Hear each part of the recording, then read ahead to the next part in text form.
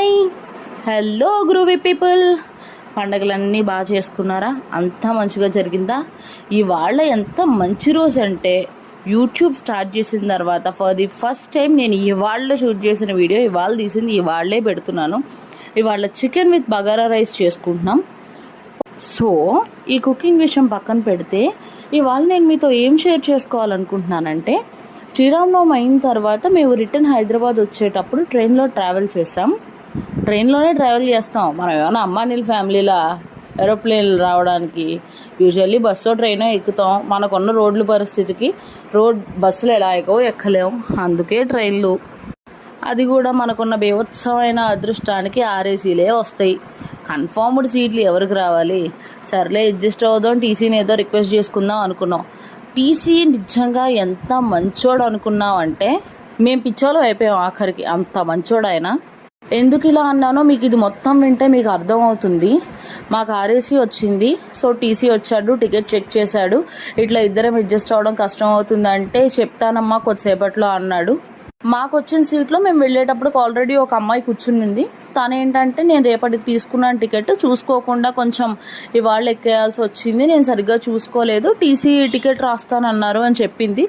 మాట్లాడుకున్నాం. ఒక half an hour 1 hour మేము డిస్కస్ చేసుకున్నాం, అన్నీ మాట్లాడుకున్నాం.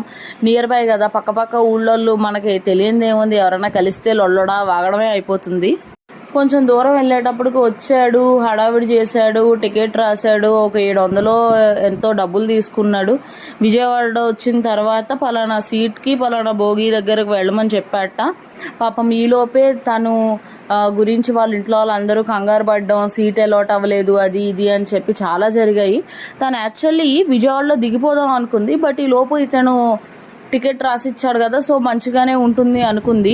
ఇక్కడ బ్యాడ్ ఏంటంటే తను ప్రెగ్నెంట్ అనమాట. ఆ విషయం అంతా చెప్పిన తర్వాతే టీసీ ఆ సీటు అమ్మాయికి అలాట్ చేశాడు. విజయవాడ దాటాక వెళ్ళాలంట కదా అని. సో తను అప్పటి వరకు మా దగ్గరే కూర్చుంది. విజయవాడ క్రాస్ అయిన తర్వాత వెళ్ళింది. తను వెళ్ళిన కొద్దిసేపటికి ఒక సీనియర్ సిటిజన్, నేను రైల్వే ఎంప్లాయీని అని చెప్పి, ఆ టికెట్ ఎందుకు పనికి వస్తుంది, మీకు ఇలా ఎవరు రాసిస్తారో అలా ఎవరు రాయరని చెప్పి ఆ అమ్మాయికి ప్లేస్ ఇవ్వకుండా తను అక్కడికి వచ్చి పడుకుని పోయట. తను ఇంక చేసేది ఏం లేక మళ్ళీ మా దగ్గరికే తిరిగి వచ్చింది. అసలు ట్విస్ట్ ఏంటంటే అతను అదే సీట్ ఇంకొక అబ్బాయికి కూడా అమ్మాడు. తిని అక్కడికి వెళ్ళేటప్పుడు ఆల్రెడీ ఇంకొక అబ్బాయి కూడా వచ్చాడంట. రైల్వే జాబులు చేస్తూ ఇలా ఎక్స్ట్రాగా వాళ్ళని వీళ్ళని బాధ పెట్టి డబ్బులు దొబ్బేయడం ఎందుకు? అసలు మేము ఎంత సఫర్ అయ్యామో. పాపం ఆ అమ్మాయి ప్రెగ్నెంట్తో ఉండి తను ఎంత సఫర్ అయిందో. లిటరలీ సమ్టైమ్స్ ఇలాంటివి చూస్తే చాలా బ్యాడ్ అనిపిస్తుంది. మీకేమనిపిస్తుంది? కమెంట్ చేయండి. లైక్